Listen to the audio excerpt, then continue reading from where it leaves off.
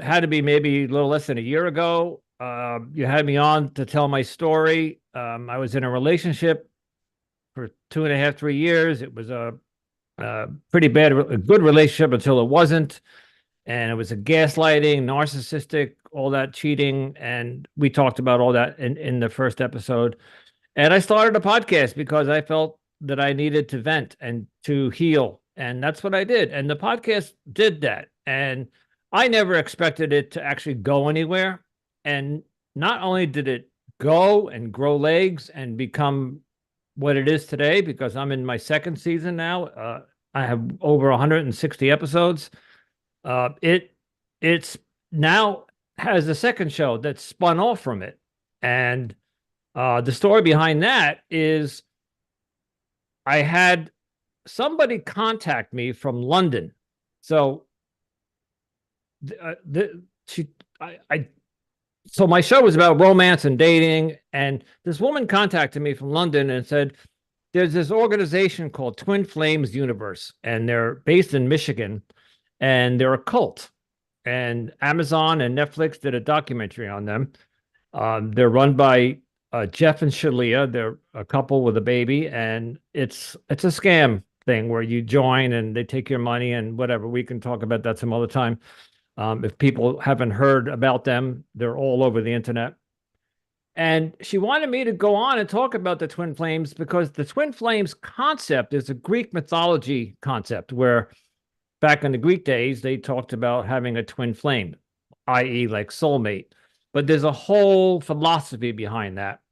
And she thought that the TFU, Twin Flames Universe cult, was doing an abomination of the Twin Flames concept. And because it's romantic based, I figured let's have her on and let's let her air her grievances. And what I heard, and after watching the documentaries, it caught my attention. So I started to look into this Twin Flames and I did more episodes and I got some other people to come on and I did about 7 or 8 episodes, Melody, something like that. Yep. And that's where I met Melody. So while I was doing the Twin Flames, it was really just that cult. I stumbled upon a couple of Facebook groups that were support groups for people who were in cults and escaped. And once you're in a cult, if it's a really heavy cult, it's very difficult to get out. And Melody got out and she started this Facebook support group for other people.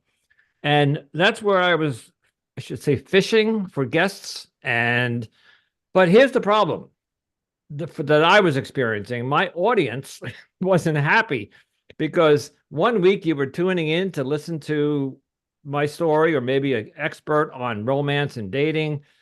And all of a sudden there was this episode on a cult. And it started off to be romantic based, but then it got deeper and deeper into cults and it got away from my theme of my podcast. So after interviewing Melody and talking to Melody, I said, let's start a new show. So the new podcast is called Cultimatum. So it's ultimatum with a C. And I thought that was clever. I don't know where and how I came up with that, but it's almost like if you're in a cult, there's an ultimatum to stay there or whatever. It's a play on words. Yes. And Melody, I asked her because I have no experience as being in a cult and I don't have that perspective. So I could host the show, but I felt as if I wanted to have somebody who had been in a cult, and Melody can tell her story of being in a cult and then getting out of a cult and what happens and the trauma that these people go through, these poor people that when they get out of cults, some of the stories, Terrain, I have squirmed in my chair listening to some of the stories that they have endured while in the cult and endured when they got out. And some people are even 5-10 years out of the cult and they're still struggling. So I asked Melody to come on and do the podcast with me. And we did. We launched that maybe 2 months ago. We're up to 15 episodes. And in that short time, we have over 500 downloads already. And if people in the podcast world don't know, that's pretty good for a startup, independent. We're not sponsored by anybody. I don't have any money, any backing, any financial backing. And Melody, I have to say, she's pulled her weight. She has done a lot. I initially just wanted her to come on as we interview a guest, she could know what questions to ask. And I'm not known for my finesse. So people know me on my regular podcast, my other podcast, my weekend rant. Sometimes I can be pretty abrasive. I wanted Melody to be that buffer, so I don't ask the wrong questions or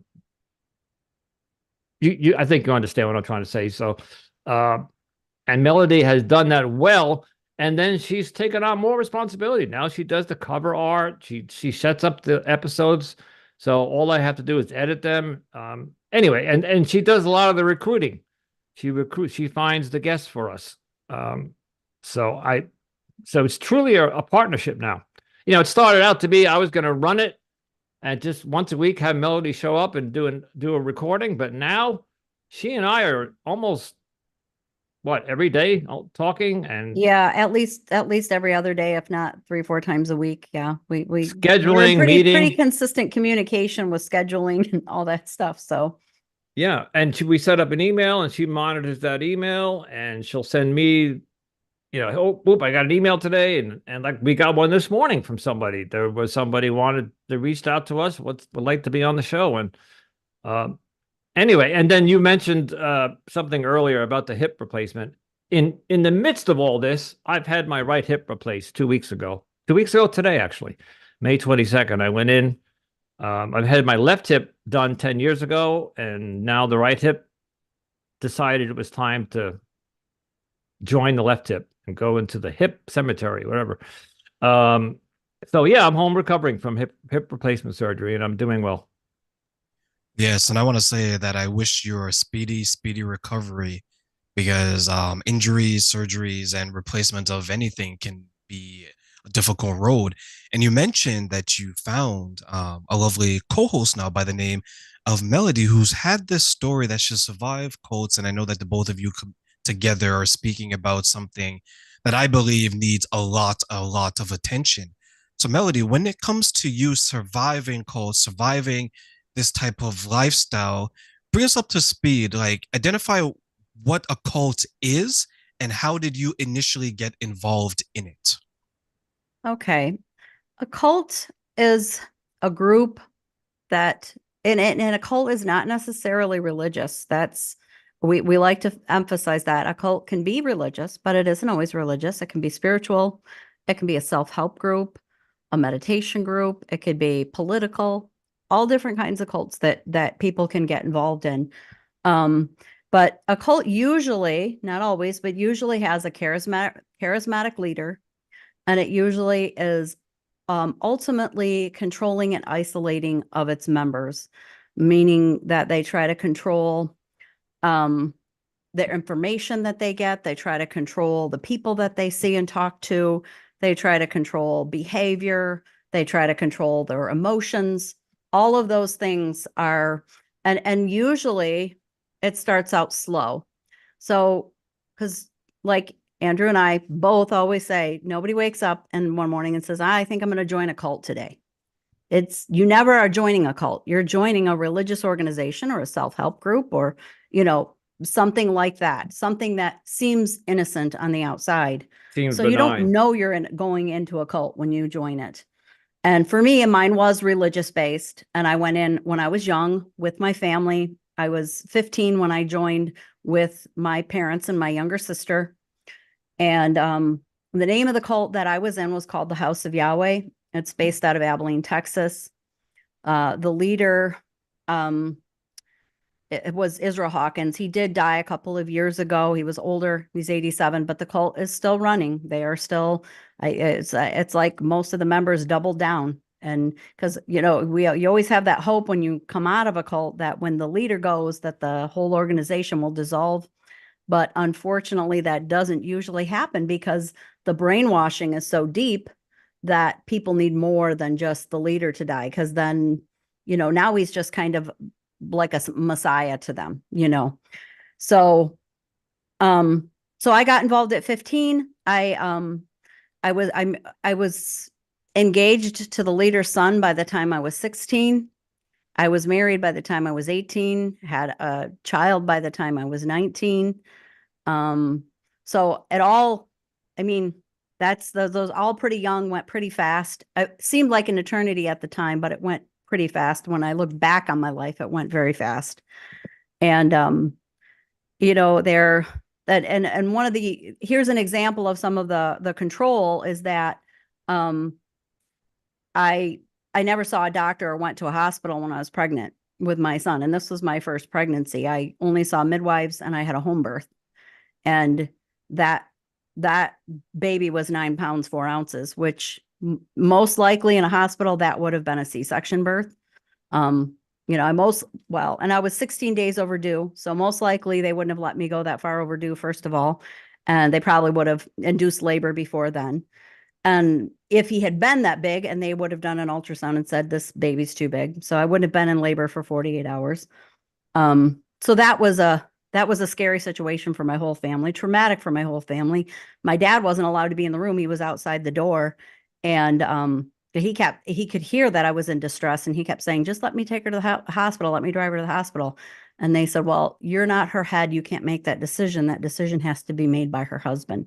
And he was in the next house sleeping. So my dad tried to wake him up, like, hey, she's in distress. Just let me drive her to the hospital.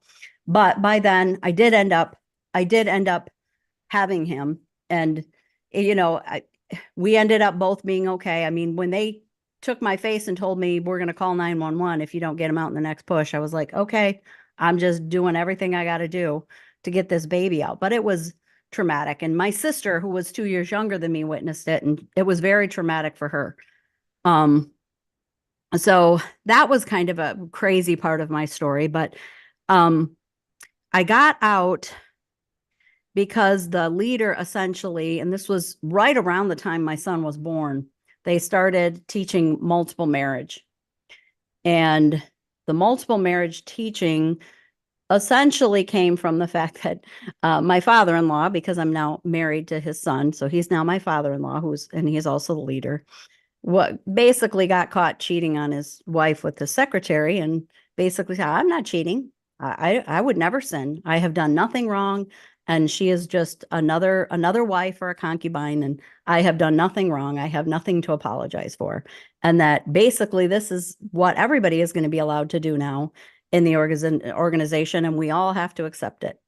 So in that aspect, I got a little lucky in escaping, because I actually got excommunicated because I gave a lot of pushback on this multiple marriage teaching, and it was something that I struggled to accept. I believed that at the time that I needed to accept it. And so I was going back and forth between, okay, this is my religion, this is my belief, I have to accept this.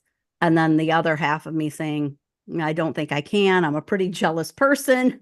I don't think I want to share my spouse. So it was like this balancing act I was trying to withhold. And at the time, of course, my mother-in-law she was devastated when she found this out. So between her and my husband and my sister-in-law and brother-in-law, we all ended up getting excommunicated together, because we were supporting my mother-in-law and we just weren't complying.